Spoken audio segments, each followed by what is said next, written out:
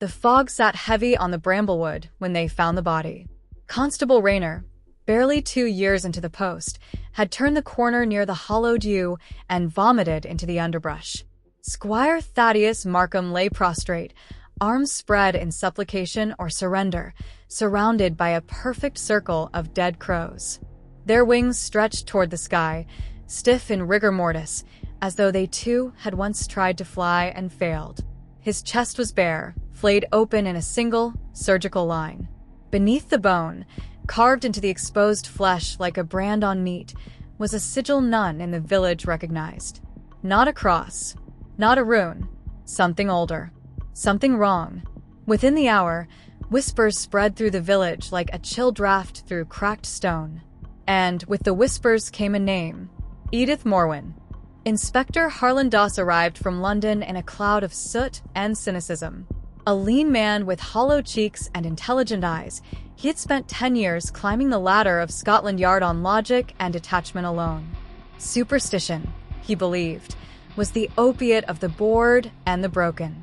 Brindle Hollow was not on any of his maps. It was a name spoken in passing among old-timers at the yard, where they used to burn the witches. The kind of place people leave and never speak of again. He was met at the train station by Father Corbin, the village's priest.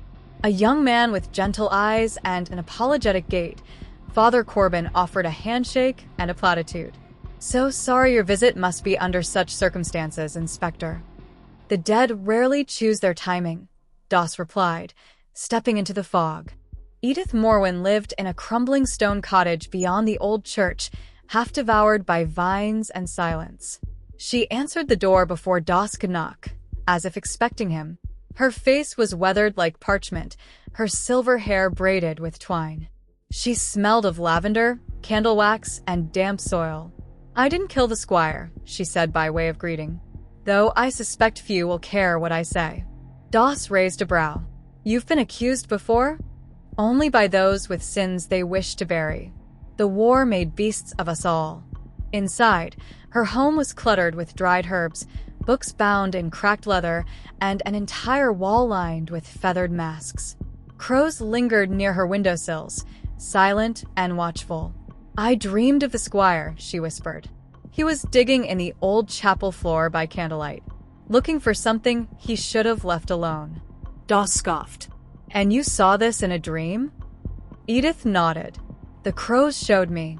Doss's disbelief held firm until he visited the chapel ruins himself. Half swallowed by the woods, the ancient stones bore scars of fire and erosion. Inside, the air felt thick, oppressive. There, beneath the altar stone, he discovered what should not have been there, a secret compartment, within which lay a grimoire wrapped in oilskin. The book reeked of mold and blood. Its pages, written in a mix of Latin and something far more ancient, depicted rites of eternal life, sacrificial circles, and the sigil of the Nameless One, an exact match for what had been carved into the squire's chest. The church had once been a place of worship, but long before Christ's name had been uttered in Brindle Hollow, the stones were built for something else. Strange things began to happen in the days that followed. Villagers claimed to hear the flapping of wings at midnight. Children spoke of dreams in which crows perched on their chests and stared into their eyes, whispering names they had never heard before. One child, Elsie Broom, woke up with feathers in her bed and black ink smeared across her tongue. Doss interviewed Father Corbin again. The priest seemed nervous, glancing often at the church's stained glass windows. "There are things better left unspoken," Corbin said. The squire believed in the old stories. He became obsessed with the idea of conquering death. That book, it was never meant to be found. Doss leaned in. "Who knew of it?" The priest hesitated. "Only myself and the squire. He confided in me, and I tried to burn it, but it would not burn." Edith was attacked the following night. Someone, or something, had shattered her windows, torn through her herbs, and painted the sigil across her door in blood. She survived only because the crows screamed loud enough for her to wake. Doss now realized she had been a scapegoat all along. A pattern emerged. Those who had tried to bury the truth, the old gravedigger, the librarian, even a deaf-mute farmer, were dying one by one. always with crows nearby, always after speaking with Father Corbin. Doss confronted him during a midnight storm. Lightning cracked above the chapel ruins as he stepped into Corbin's study, where he found the priest mid-ritual, chanting in a tongue not heard by mortal men in centuries, blood dripping from his palms. "You're too late," Corbin said with a wild grin. "He has already awakened." The nameless one walks behind the wings. Corbin lunged.